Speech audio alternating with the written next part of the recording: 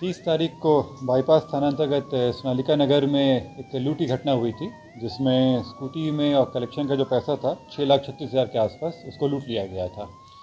इस घटना में कांड दर्ज करके अनुसंधान शुरू किया गया और इस घटना के अनुसंधान हेतु जो SDPO सिटी 2 के नेतृत्व में एक टीम काम कर रही थी और टीम के द्वारा काम करते हुए 5 दिन के अंदर में इस कांड का उद्भेदन कराया गया और जो लूटी गई राशि थी उसको भी रिकवर कराया गया है।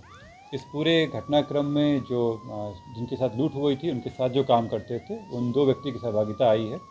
उन लोग के द्वारा इन्फॉर्मेशन दिया गया और अन्य 5 व्यक्ति के द्वारा मिलकर पूरी घटना की गई। इसमें अभी तक 7 लोग गिरफ्तार हो चुके हैं। लूटे गए रुपए का 1,64,000 रुपया रिकवर कर लिया गया है। इसके अलावा अन्य कुछ रुपये इनके अकाउंट में जमा किया गया था, जिसको हम लोग फ्रीज़ करवा रहे हैं। जो लूटी गई स्कूटी थी वो रिकवर कर ली गई है। घटना में जो इस्तेमाल किया गया था R15, उसको भी रिकवर कर लिया गया है। इसके अलावा घटना में जो इस्तेमाल किया गया था हथियार, एक देसी पिस्टल और 4 जिंदा गोली, ये भी रिकवर कर लिया गया है। इन 7 लोग जो गिरफ्तार हुए हैं उनमें से 4 लोगों के ऊपर पूर्व में भी अलग अलग तरह के केस दर्ज हैं। उनके ऊपर शराब का केस है और चुगेड़ा का केस दर्ज। इसमें पूरी घटनाक्रम का उद्भेदन हुआ और जो बाकी बचे हुए पैसे हैं उसको उन्हें रिकवर करवा रहे हैं। टोटल कितना सर लूट हुआ और ये लोग कहाँ के रहने वाले हैं? 6,36,000 की लूट हुई थी और अभी तक जो हम लोगों को रिकवर हो चुका है वो 1,64,000 है। इसके अलावा इनके अकाउंट में भी कुछ पैसे लोग जमा किए थे, जिसको हम लोग फ्रीज़ करवा रहे हैं। इसके अतिरिक्त ये सब रहने वाले कहाँ? ये सब रहने वाले अलग जगह के हैं। कोई बाईपास के रहने वाले हैं, कुछ लोग बेउर के रहने वाले हैं। डिटेल्स हम आप लोग के साथ शेयर कर दे रहे हैं, लेकिन जाते उसी क्षेत्र के रहने वाले थे। ये सभी अपने साथी थे क्या?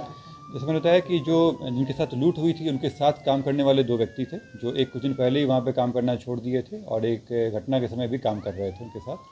और ये 5 अन्य व्यक्ति जो थे वो उनके संपर्क में थे और उन्हीं के द्वारा ये काम करवाया गया था। ये लाइनर कौन था?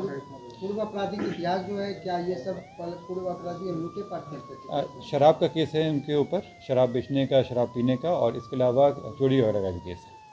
इनमें से मुख्य आरोपी कौन? सातों मिलके ही प्लान बनाया गया था, कोई स्पेसिफिक नहीं, सातों मिलके हैं। लाइनर में जो थे वो लोग हैं और साथ में 5 लोग आने लोग कराया गया था। इन लोग अलग जगह पे, जैसे हम लोग इन्फॉर्मेशन मिल रहा था तो लोग कुछ लोगों को घर से किया गया है और उसी क्षेत्र में किया गया है। कि जो रात में चोरी की घटना हुई है और वहाँ पे रात में घर वाले लोग सोए हुए थे तो कुछ व्यक्ति आए जिनका कैमरा में भी रिकॉर्डिंग आया हुआ है।